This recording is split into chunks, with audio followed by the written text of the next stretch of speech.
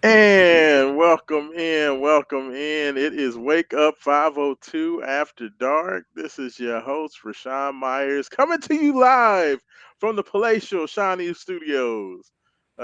Here, back. You like that? Joined by my man, the myth, the legend, the architect himself, Haven Harrington. Haven, how you doing tonight, brother? Man, I'm doing really good tonight, man. I'm ready to talk about these cards, talk about this great game. Absolutely, absolutely. We're gonna talk about and break down the Cardinals versus the Bowling Green Falcons. The Cards getting the win last Saturday. We'll discuss the good, the bad, the ugly, the reactions, and what we can kind of expect and do kind of an early preview of what we think is going to happen this weekend as Louisville heads in their first ACC game on the road to Pittsburgh to take on the most hated Panthers. So, yeah, got a lot to get into, Haven. Hopefully, I know you said that we need to keep these nice and concise so everybody will, stay in and tune into the whole deal. So let's jump right into it. Hey, but Um, before we do that, I just yes, sir. remind everybody to like and subscribe to our YouTube channel, Main Event Sports it's at Main Event Sports on YouTube. Subscribe to the channel, man, so you get all the updates, get all our shows. Do it Yes, now.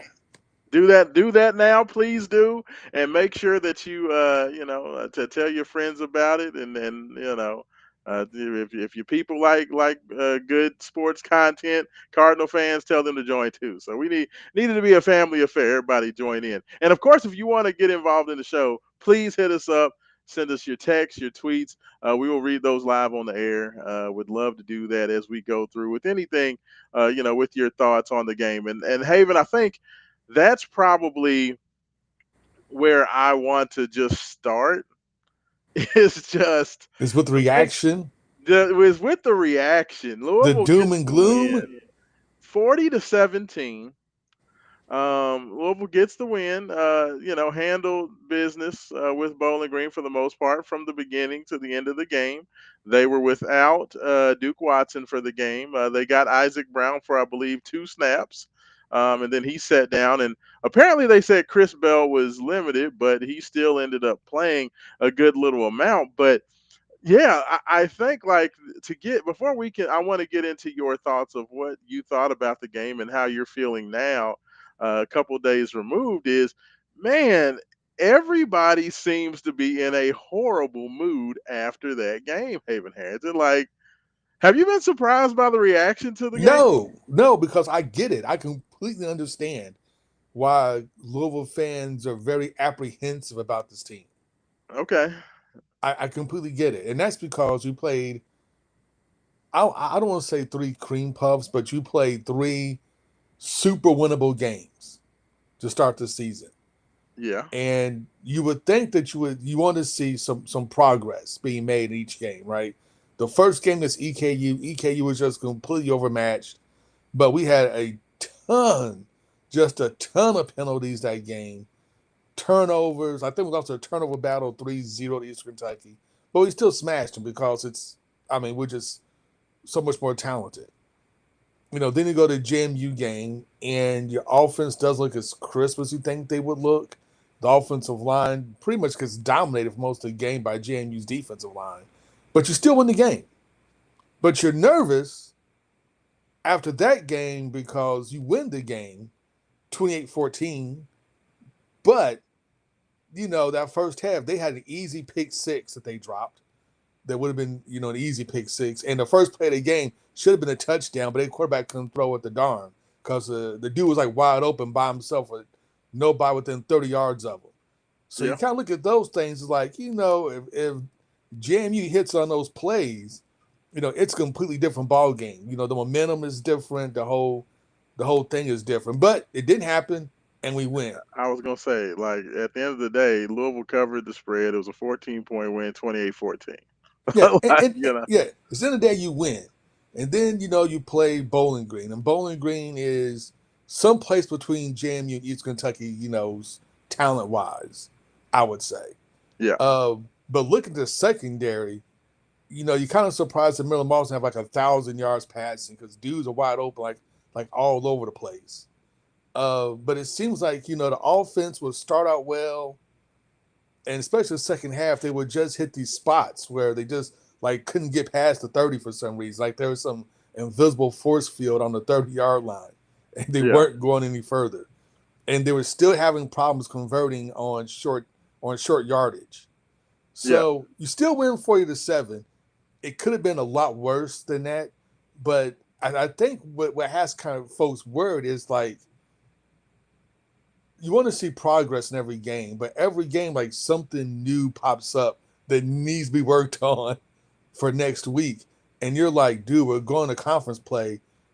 This should be this look more like a well oiled machine after 3 weeks, and then you have the mystery injuries, with like Duke Watson and Isaac Brown that nobody knew about until literally like game time started. Well, and Isaac looked pretty good on that first run. I know you were caught up doing some other things when you first got there, but that first run, I did see that run. Isaac looked pretty healthy to me. He Yeah, looked pretty healthy he in had that one run. carry for 18 yards, and then he was Didn't see gone. him the rest of the game. Yeah, yeah. I mean, you know what? I'll say this, man. Like Louisville improved in pretty much every facet of the game from JMU to Bowling Green. Was it perfect? Did you know Miller Moss come out looking like the second coming of I don't know Colt Brennan or Timmy Chang or something against Bowling Green? No, but the improvement from JMU in terms of the game plan, because that was my biggest thing going into the Bowling Green game, is I wanted, because I really didn't put a lot of what happened against James Madison on Miller Moss. I put it on the play calling. I didn't like the play calling. I thought it was um, pretty it just didn't really work against the scheme that they were going out and facing against James Madison. And I thought a lot of those things were taken care of. We saw Louisville go into some five wide empty backfields early to kind of take advantage of, if Bowling Green was going to come out there and try to rush the passer and put pressure on, you could get the ball out quickly. Now, ultimately, Bowling Green didn't go with that. They really didn't start turning up the pressure until a little bit further into the second half, late third quarter, some in the fourth quarter. Then they started sending a little bit more heat, a little bit more pressure. But for the most part, offensively, I liked what Miller Moss did. Like the funniest thing about Miller Moss is that he is probably has been the most scrutinized player on this team coming into the Well, year. the reason for that is that of all of Brahms' quarterbacks since he's been here, Miller Moss is the most hyped of all the QBs he's gotten. So there's a lot of expectations already placed on Miller Moss. Number one. Well, Number I mean, that's two, not really what I heard in the preseason. I no, heard most people say that Miller Moss sucked and he no, wasn't any good. no. According to the Cardinal fans, he was like, plus he smoked us in the Like Holiday that's Bowl. what I heard. I mean, how many times did we hear Miller Moss? Well, Louisville's pretty good, but God, Miller Moss has to at least be. We don't need him to be as good as Shuck, but at least hopefully he's better than Plummer. Like that was the expectation. I heard from a lot of people coming into the year. Well, the other problem Miller Moss was having is that people compare him to Tyler Shuck, which they're different style quarterbacks, and Moss just isn't as good as Shuck. And that's not a knock on Moss. It's just that Shuck had one been playing college football for like 13 years. Well, and Uh, first of all, they also are dealing with Tyler Shuck after a full season of games, because Tyler Shuck did not play well the first 4 or 5 games himself. He didn't really start getting comfortable until he got into about the fourth or fifth game, and that's when he really started turning it on. That's when he really started to get that connection with Ja'Cory Brooks, and they had a very strong into the year. But there's been some spotty performances by these three transfer quarterbacks early in the season. And to me, it's just like there's a level of apprehension about this team. Like Louisville fans are really weird this year, Haven Harrington, because all I've heard from most of the people that have been given preseason predictions for this team, I've heard nothing but Louisville's going to be 8-4, Louisville's going to be 9-3. Okay, I heard very few people, including yours truly, say that they were going to win 10 games. I Like did predict 9-3. you predicted 9-3. The consensus has either been 9-3 or 8-4. And to me, there's there's two things that make me feel like I don't think this Louisville team looks like they should be worse than 8-4, 9-3. After seeing From the ACC, no, there's and only looking at the rest of the schedule, I mean the only two teams that scare me in the ACC are Miami and Florida State, yeah, and we only play Miami and we don't have to play Florida State, and yeah. that's it. On our schedule, I mean that's the whole league. The only two teams And that that's are my worried point. about. And so if that's the case, Haven Heads, I can't tell you more than one team that I think can beat Louisville on a neutral field, and that's probably Miami.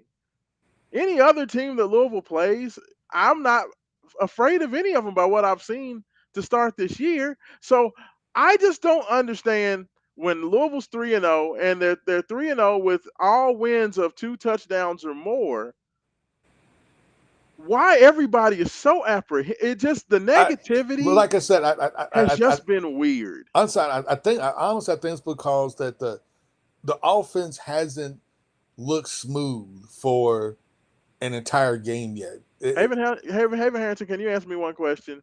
Who's Yes, Louisville's coach? Jeff Brown, Why did we bring Jeff Brom to Louisville? because he scores points. So, And he also brought Ron English with them.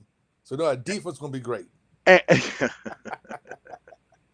like that, and that right there, what you said right there is why I don't understand why they're so apprehensive. Because I could understand if there was angst because the defense once again comes out this year, looks no good. They're giving up a lot of points or they're giving up a lot of yards. They're having issues with running quarterbacks. Defense has been pretty much lights out through 3 games. The defense and special teams have been the highlights of this team so far. Absolutely. I think the issue is like in the off season, people are hyping this up. I think a lot of people thought this team was going to be better than last year's team, based on the fact that this is Chris Bell's senior year. He's been here I mean, not for. really if everybody's predicting 8-4, 9-3. I'm still thinking, people predicted 8-4, 9-3 based on they thought the ACC was going to be better than what it No, actually has you know turned what out it to is? be. I'm gonna be real honest with you. People wanted to do, excuse my French, chicken shit predictions this year. And what I mean by that, everybody wanted to say, oh my God, they're not going to be as good because the defense is going to be worse and we don't have Tyler Shuck anymore. And Brom has this little bitty quarterback in here. So I'm just going to predict 8-4, 9-3 so I don't get my feelings hurt. But I'm going to measure this team as if, because guess what everybody says, Haven? Okay, this, what Louisville's doing right now, there's no way we can beat Miami. Well, shit. That's not what the preseason prediction from all you people are. Have not been about let's beat Miami and win the ACC. It's okay. Louisville's going to be 8-4, 9-3, and may just be either they may be able to sneak into the ACC championship game, or they're going to be the first or second team left off. And that's what I don't understand is like it feels like Louisville's playing up to the expectation to me in terms of the way they've played and the way their schedule looks. I think 8-4, 9-3 is just about a given. But they are being very Well, critical of this team as if they expect for this team to be 11-1 or 12-0. honestly, with this schedule, 9-3 should be the floor. I agree. Should be the floor. I mean, I'm trying to think of a team that may beat us. Clemson looks like ass. Terrible. Uh, we don't have to play Georgia Tech, so they're down the schedule. FSU's down the schedule, so those are other two best teams in the ACC right there. The only team that you play that literally has a talent advantage of you over you is Miami, Yeah. I mean, and that's my point. Like and at that's this it. point, we've seen what Virginia Tech is. Not very good. We've seen what They fired their SMU coach. is. They lost to Old Men like 55-0. I mean, SMU is okay, but they lost at home to a Baylor team that I don't think is that great. Like we've seen Virginia, they're meh. California's meh. I don't. Virginia is meh. I just don't. I don't understand. it feels like all these Louisville fans are getting all upset and in their feelings because they're trying to compare Louisville to Miami, and I don't even understand. That was never the expectation going into the year. Now, myself, I said that this Louisville team, with the talent this Louisville team has, the fact that I think that the schedule's crap, I said that if you're not going to go 10-2 with this schedule, I don't know what the hell we're doing. And that Now, was my analysis going into it. And I still feel the same way. Like, am I wrong to have that feeling after three no, I weeks and what mean we've seen? this team should be this team should literally mirror what Brown did his first year, 10-2. If nothing else, if Miller Moss doesn't pan out, you still have the best running back room in the ACC. You have a good defense. You could win. We literally should be able to win most of the games running 70% of the time and playing solid defense. I'm gonna be honest with you. Even if, and I know this is not gonna happen, and calm down, little fan. Everybody who's talking about, oh goodness, what's going on with Isaac, what's going on with Duke, and they're not gonna. Them dudes are gonna be back next game. I'm pretty sure they'll I, be fine. well, But no, I'm a but here's the thing though. If you look at Louisville's offensive line, which hasn't gotten a lot of push against anybody so far, Duke Watson wouldn't be my second running back in this situation because Duke is a yeah. fast guy. Kewan Brown has been outstanding. Yeah, Keywan would be the guy would be my running back too, and not Duke Watson because with the line not getting as the push like they did last year, the creases aren't there, and this sets up more for Keywan Brown, who's a bigger, heavier back, Yeah, and of course Isaac Brown can just make he can just fit anywhere, and he has breakaway speed. So like and that's no, me. Like my 1 and 2 would be Isaac and then Isaac Kewan. and Keywan, Yeah, and then Duke, just because now if the offensive line was get more push, yeah, it'll be Isaac and Duke. But if the offensive line's not getting push, then to me it's Isaac and Keywan. yeah. No, I mean, look, I'm gonna be honest with you. With as well as Louisville's defense has played, if they can continue to play at the level that they're playing right now, even if both those guys did not come back and Keywan and Jamaris Wilder and the other young kid were the three running backs, I still think against this schedule, Louisville would win 8 or 9 games, even if those dudes never play. Just because I don't believe in the ACC at all. I stick with the fact that I think that Louisville has one of the most talented rosters in the league. I think Louisville's got one of the only teams that actually plays good defense in the league. I think they're going to see one of the other teams that plays pretty good defense in Pittsburgh this weekend. I think Pittsburgh and Louisville may have the best two defenses in the ACC. Honestly, Uh, you I'll know, probably say Miami has a better defense. I think well, I said two of the best defenses. I think Oh, Virginia Tech is right there. I think Virginia Tech's defense is pretty good. I just think their offense is god awful. And then of course Miami is outstanding.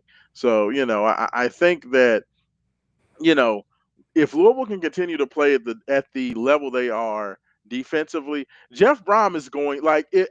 All I hear about is how great Jeff Brom is, and in Brom we trust, and we know that Jeff's always going to put a great offense on the field. If that's the case, I don't know why everybody's freaking the hell out about the offense. Like I it's think Jeff Jeff. Brom, ain't it? Like the dude's good. Is he gonna get it together? Is he? Do you believe in him? And do you believe he's going to get the offense right or not? Because if you don't believe in him, like what are we doing? Well, I would say this. I think he's going to figure it out because we saw it this game.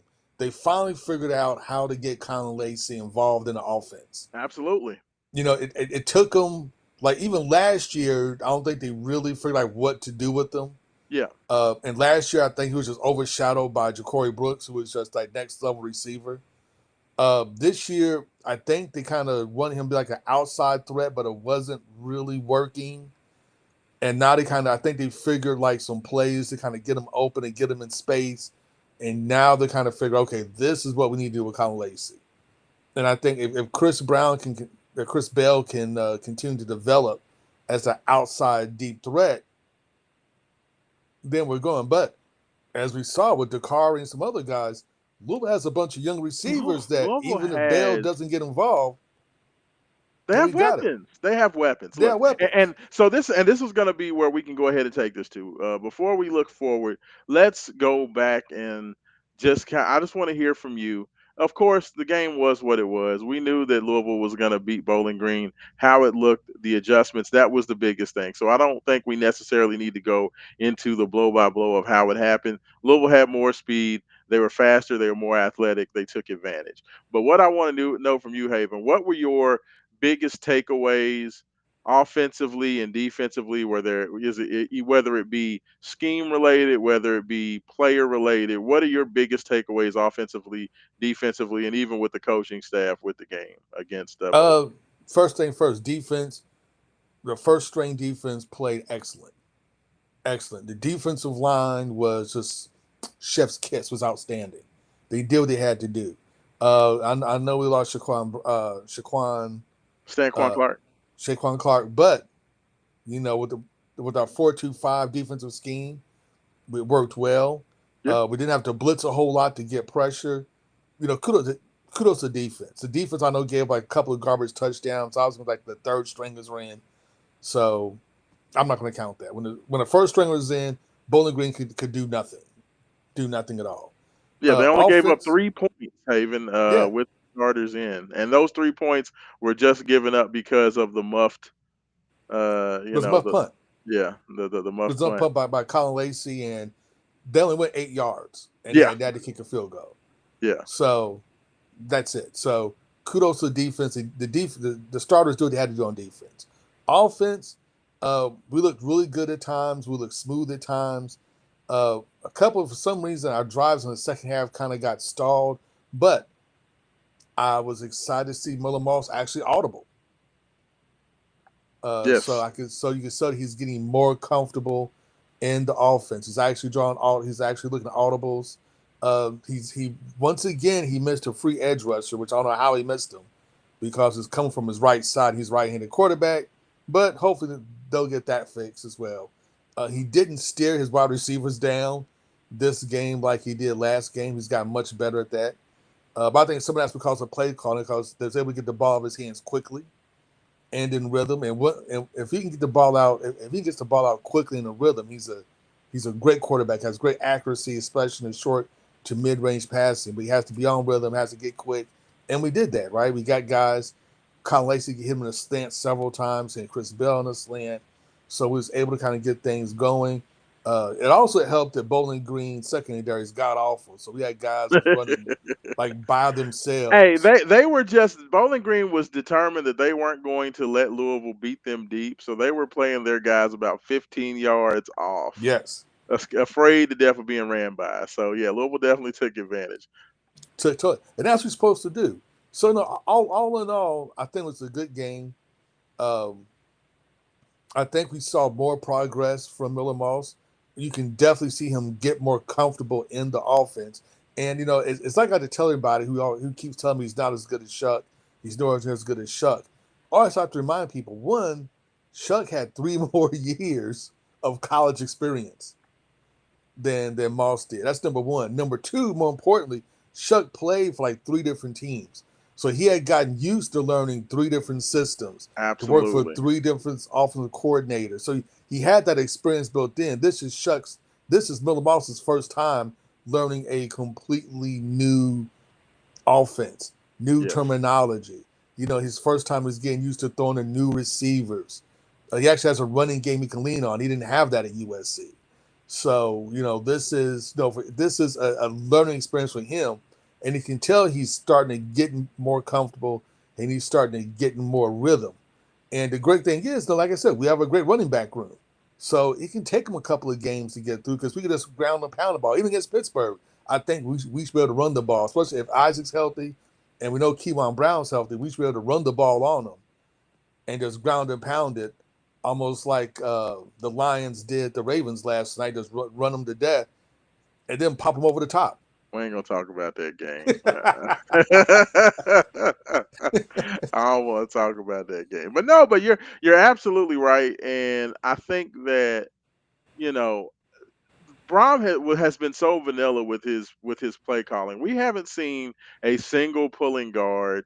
We've not seen any sort of offensive line games, motion games, not doing much with the tight end motion, trying to bring guys around to get advantage on blockers. Everything that Louisville's done offensively, and this is why I have to caution people to kind of relax and chill out because Louisville played so straight up and so standard that at times things aren't going to look great, especially when Louisville, especially early in the game, was continually trying to run short yardage out of the shotgun, and that was one of the things that I talked to Coach Brom about in the press conference. Was like, early in the game, you're trying to go third and short, second and short, where you're running the ball, but you were mainly doing it out of the gun and got stuffed a few times. And I said, I noticed that in the second half, when you got down there in the goal line, you made it a point that you went out of the power, you went under center and got a touchdown with Keywan Brown going under center.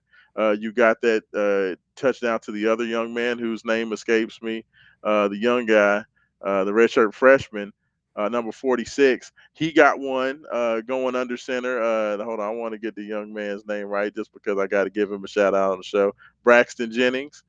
He went under center, and another where you had your fullback Haven like you like the fullback, the two tight ends, and they were able to run their men over and get into the end zone. And I asked Coach, like, is that something that you're going to kind of analyze and figure out? I was like, is it just a simple fact that guys aren't blocking well enough when you're blocking out of the gun, or is it the situation where you do need to go line up more power and do it? And Brom said, you know what? That's a great observation. Definitely, I feel like we weren't having a lot of success. Those are the types of things that we really need to look at, and make those adjustments. Um, and I appreciate the fact that Coach acknowledged it, and my hope is Haven Harrington that they are going to do more of that, of trying to take advantage, seeing what works, and I think Brown does that. But like Jeff is not a stubborn dude offensively. Like he's a guy that he's going to try a lot of different things. He saw what didn't work against James Madison, and he made the commensurate adjustments against Bowling Green. He's going to take a look and see what worked well for him against Bowling Green, what didn't work, and he's going to make additional adjustments. This is why Louisville's offense in both seasons under Jeff Brom got continually better as they made those adjustments. Like in year one, they went way overboard with the trying to feature Jack Plummer as a passer. Versus Pittsburgh, it ended up costing Louisville the game. But after that Pittsburgh game, It that's was when all Brown running. really started managing Plummer's passing and started running it a lot more. And Louisville got better. Jeff Brom is going to do what it takes to be successful, and that's the biggest thing for Louisville fans. I just wish they always say they love Jeff, and they in Brom we trust, and I think he's going to get it done. But they're not putting that into exercise, right? I would be much more worried. I would be okay with Louisville fans freaking out if the defense looks bad, but when it's the offense, if there's one thing I'm not worried about, it's about Louisville's offense getting better. Well, You and know? we have to remember too. There's a lot of transfers on this team, so you have to kind of learn what they can and can't do, what they're comfortable doing, what they're not comfortable doing. A lot of these guys, you didn't get them into the fall or only been here for the spring, so they've been here literally less than a year, Yeah, and they're learning new system and things like that. And the offense, like last year's offensive line, if we're being honest, was better than this year's offensive line. yeah. So Well, but you you could, know what? They have not. Louisville has not had Trevante Sylvester yet, and he played his first game. I know against Bowling Green, but he's still kind of getting up to speed. So that's part of it as well. yeah. And like I said, you still got a lot of guys you're still plugging in and getting used to playing. And last year, you could run easily from the shotgun because offensive line was just dominant. This Yeah, year, they're not. So now you have to figure out what they can't do, what works, what doesn't work. And then you also have to figure out what Miller Moss can do, what he's comfortable with, how does he see the pressure, react to the pressure. So then you know what to do with him. yeah, absolutely. So I'm gonna give you my couple of takeaways. I'm gonna start where you left off with offensively, and then go back to defense. But offensively, my biggest takeaways were first of all, Miller Moss. I liked what I saw from him overall. I think that he's definitely more comfortable. I think the five wide helps him a little bit. My biggest thing that I noticed with him, Haven, and we've seen this. a couple times. We saw it in the JMU game, and we saw it again in the Bowling Green game. Is the one thing I don't think Miller's doing well right now, and I think this is something that Plummer struggled with as well. Is I don't think Moss is getting through all his reads. He's not going through all his progressions, and Well, to me, he's getting to about two, or he's going one, two, three, and he's not coming back. You know what I mean? Like his scanning of the field, because he's missed the short route guy a he's couple of slow. times. That's part of it, but then I also think he's greedy. I think that Moss is always thinking, I want the big shot over the top, or I want my deep guy, or I want the guy who's going to make the biggest play. And I think that's going to be something where it's going to continue to be a challenge for Jeff Brom to let Moss understand that the underneath guy or that outlet guy is there to help you. And there was an opportunity for a touchdown against James Madison where if he turns, he sees the tight end. It was either the tight end or Colin Lacey. It may have been Colin Lacey It was that Colin Lacey. It was run a stop, turn around right at the goal line. He's there. It's open, and Moss completely misses him. Ends up throwing an incompletion. They have to end up settling for a field goal. And the same thing happened against Bowling Green, where Moss gets locked in on his primary guy. He's rolling out of the pocket. The tight end was open right there at the goal line. Once again, Moss wasn't looking at that and missed him. That's going to be where I think Miller Moss can continue to get better. But I think a lot like Jack Plummer, he's going to get better. The biggest difference between Jack Plummer and Miller Moss, though, is that A, Miller's way more accurate, and B, Miller's got a stronger arm. And I think that's the two things where I like the progress he made from game two to game three, but I do think there's still a substantial amount of improvement that can happen. And I think that they'll get it worked out. I'm not worried about a Jeff Brom quarterback. Like Coach Brom is going to get it done. And I think Miller Moss has the skill set and the talent to be able to make it happen. and So if not we got the running game. yeah, absolutely, and that's the other thing.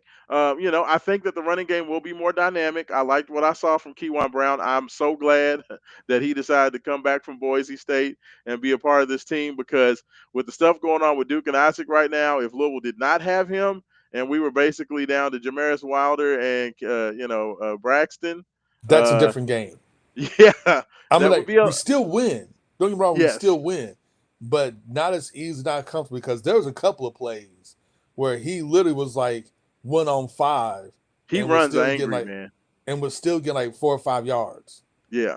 Yeah. He runs angry. I love it. I love everything about what Keywan Brown's bringing. He was very excited after the game when he got to speak with the assembled media.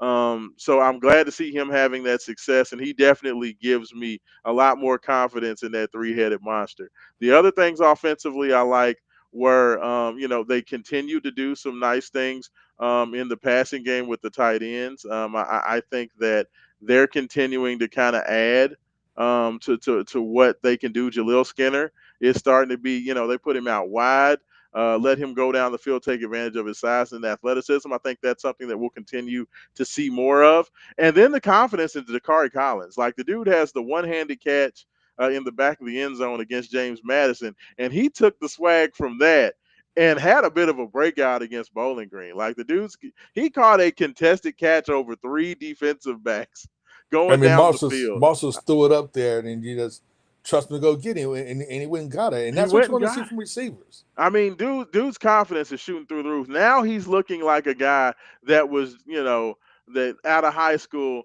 went to Clemson because he was one of the best wide receivers in the country. And like No, if Louisville can get that from him with what you already have in Chris Bell, and now that they figured out how to utilize Colin Lacey and get him involved, hey, like those are weapons. Trayshawn Hurry hasn't even gotten started yet.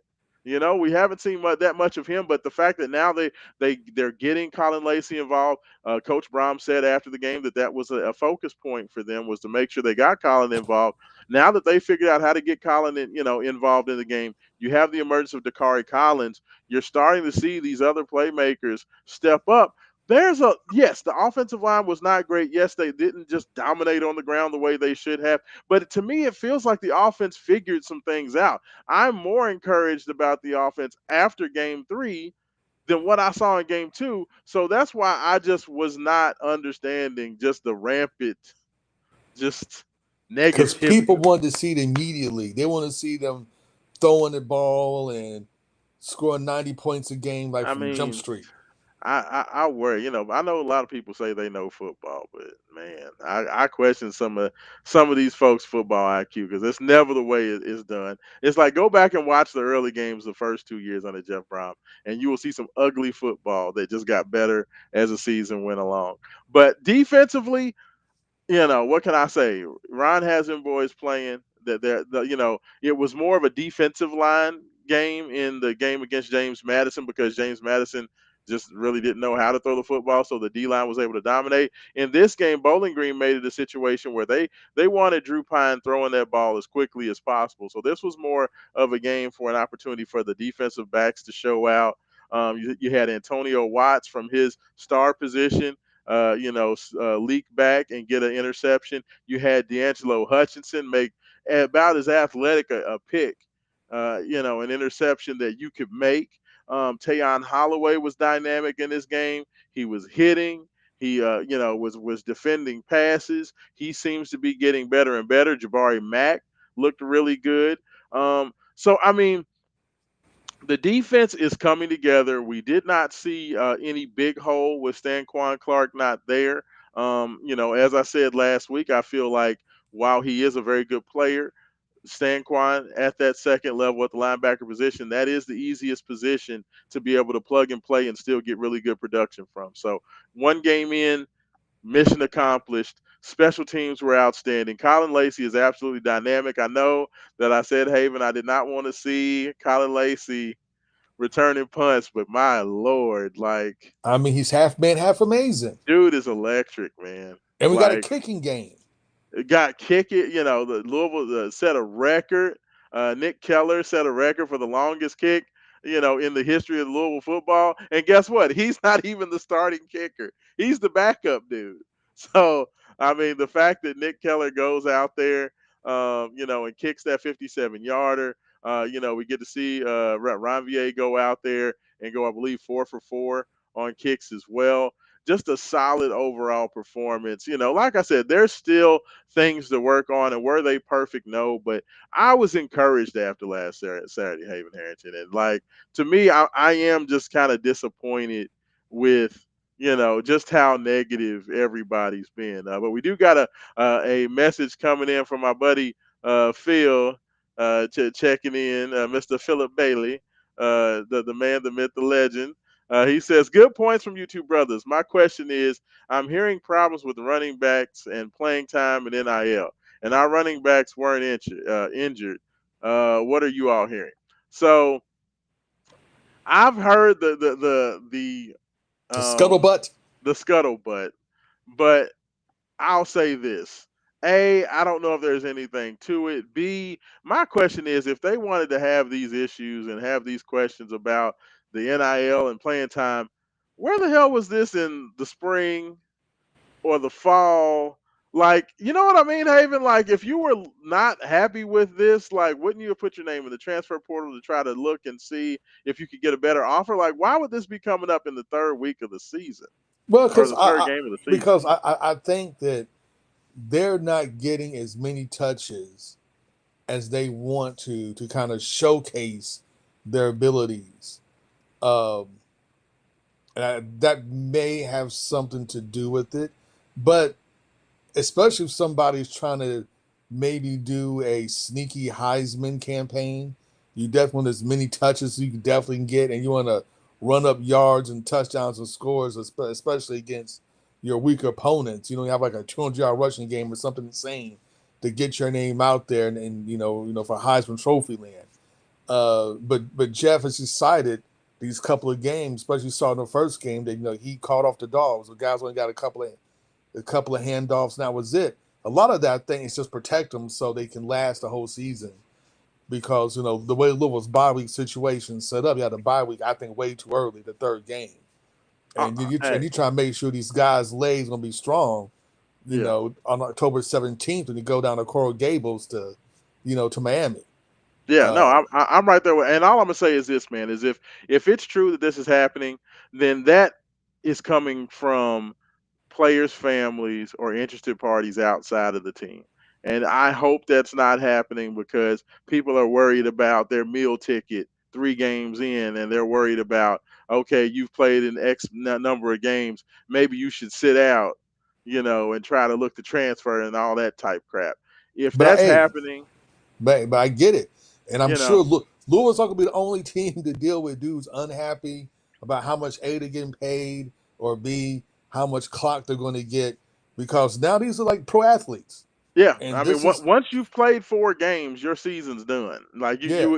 you've lost that year. So I mean, I can definitely understand it. Like I said, if anybody, I'm a just, if I was to say if anybody was causing some, funk about that type of situation, I'm gonna say that would be Duke Watson because Duke's had the least amount of reps. It seems like Keywan's getting more of those reps, but I hope, like I said, everybody knew the situation, they were there. You know what I mean? Like if you wanted to make this move of you, or if you wanted to do this, this is something that you should have made a decision to do either in the spring or in the summer. After spring camp was done. So hopefully it's not. Coach Brown didn't say anything about it on Monday. He just said that he's confident or hopeful that both those guys will be ready to play on Saturday. So we'll just have to wait and see on that. I think that based on who's out there and available for Pittsburgh Haven, if it's anything off the field related and NIL related, I think that we'll know who's going to be a part of this team moving forward by who's at Pittsburgh. Would you agree with that? I would agree. I would agree. But when we got such a talented running back room with three guys that could arguably start, this was bound to happen. And somebody's not going to be happy with the playing time and reps is going to get. So when it was have to see. Yeah. Um, honestly, if I was one of those guys, I'm looking at how Miller Moss is playing, how it's taking him a little bit longer to kind of feel comfortable. I mean, that is a recipe to get more handoffs. And as Brom showed you when Jack Plummer's here, oh, he'll feed you the ball. Oh If yeah. he thinks his quarterback can't sling it, you'll get fed the ball. Yeah, I mean, I think that all these guys are going to have their opportunity. I actually think it's more of an advantage to be in this system where you have 2 or 3 running backs sharing the load because the NFL is more worried about pitch count more than anything. That they want guys that have as much tread on their legs as possible. So to me, I think it's bigger picture. That's better for you as long as you go out there and show your talent, your ability. If you don't have a lot of mileage on your legs, to me, that's more intriguing to NFL teams. But it's hard to tell players, young guys that. It's hard to tell players' families that. All they see is my baby's not getting, this one guy. I'm seeing Isaac Brown getting all this highlight reel stuff, and my kid's starting out slow. You know, you know what I mean, like that type stuff. Like so, I don't put much into it, but I do think that this thing will be a lot more clear come Pittsburgh because Isaac Brown, this will be the 4th game that he would have played in.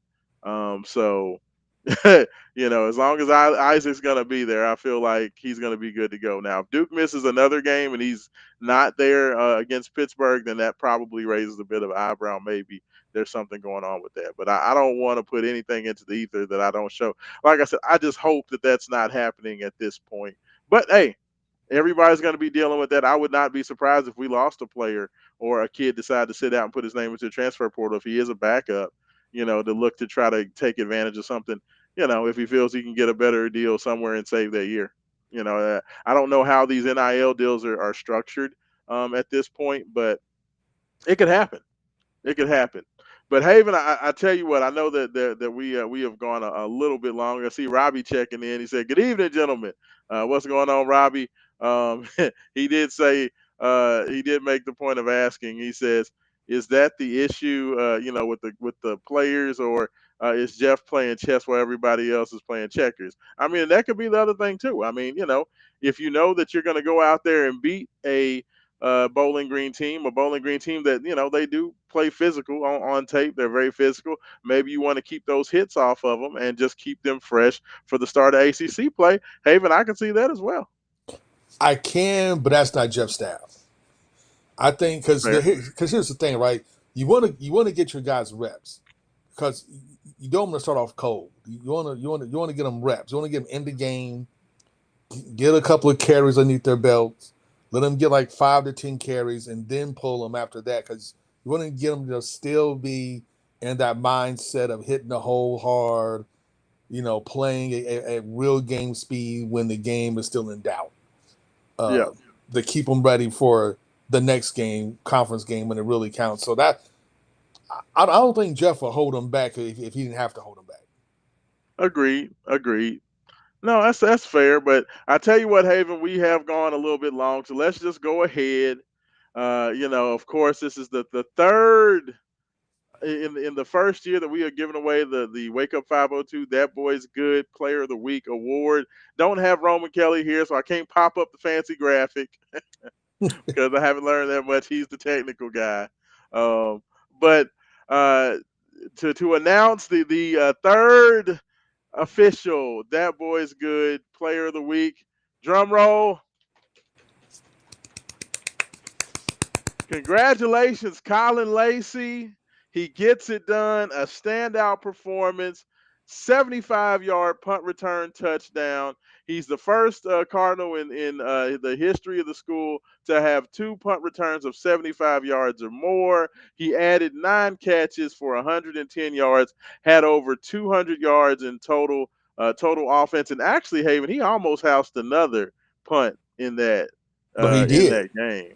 He almost got it. He got tripped up at like the 38-yard line, or he would have had two punt return touchdowns in that game.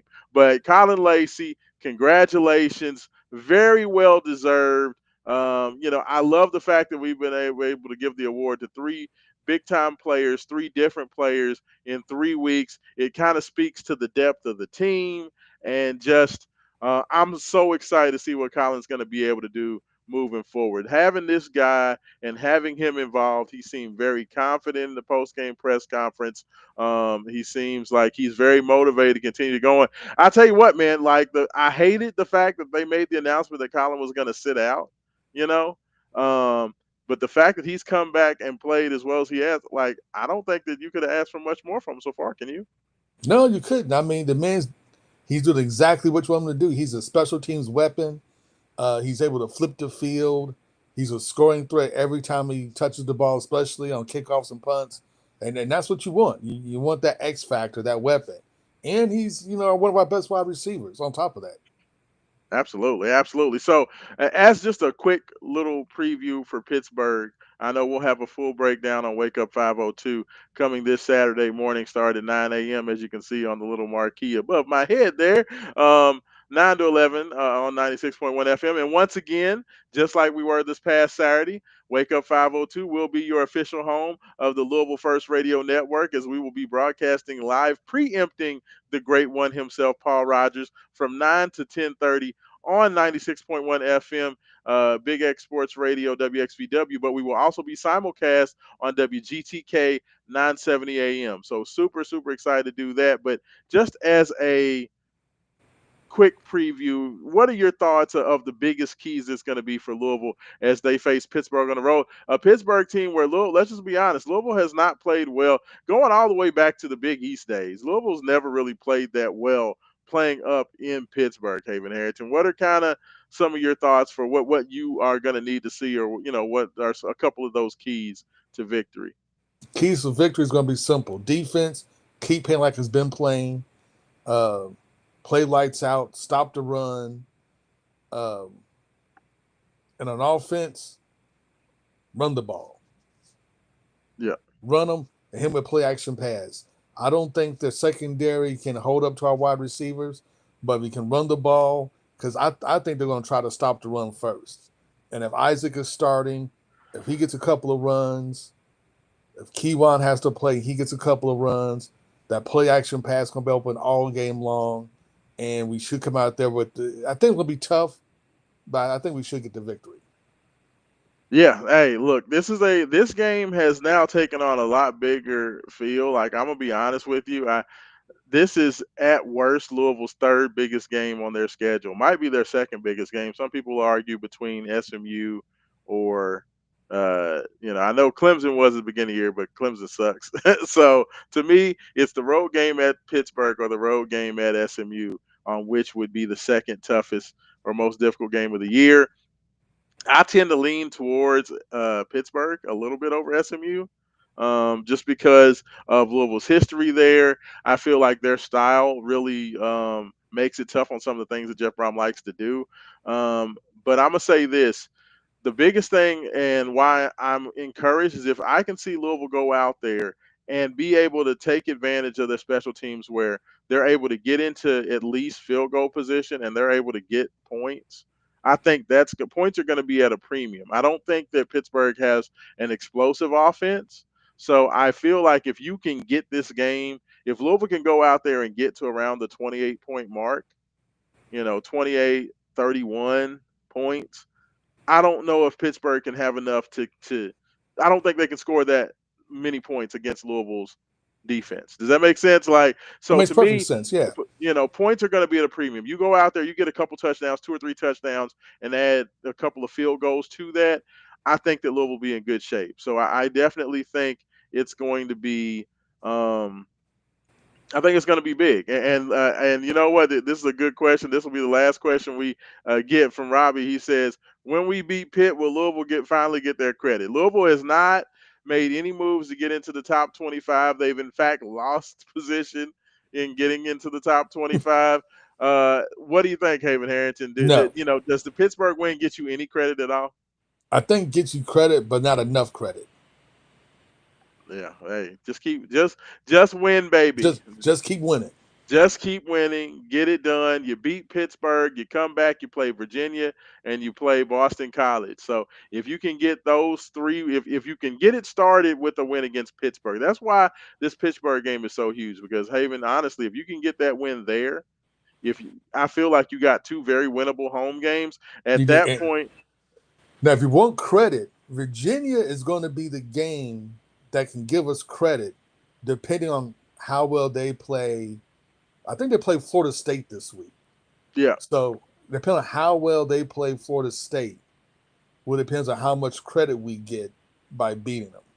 If they're competitive with Florida State, we'll be fine. If Florida State just dog walks them like they've been dog walking everybody else, you probably won't get that much credit. But based on wins and losses or everybody else in the top 25, yeah, it that's a still should be Friday good night game, enough by for the us to. way, for Friday night ESPN, Florida State at Virginia. Yeah, 3-1. So yeah, absolutely. So we'll see. Hey, all you can do is keep winning. If Louisville keeps winning, if they can find a way to get this one against Pittsburgh, I think that sets up a very good opportunity for Louisville to get to 6-0 and going into a bye week with Miami coming after that. So I think that's probably the best that you can hope for. It's a great opportunity. So hey, just keep winning, get it done. Haven, we're gonna go ahead and wrap this. Any final thoughts before we get everybody out of here? Hey, like and subscribe and share with all your friends. Absolutely. I appreciate it. This is Raashaan Myers for Haven Harrington. This has been Wake Up 502 After Dark. Make sure you check us out Saturday morning. Once again, we'll be broadcasting live 9 to 11 a.m. and as part of the Cardinal First Radio Network from 9 to 10:30 for Cardinal pregame. So you know what? Like we like to end every show, without struggle. Hey, there is no progress.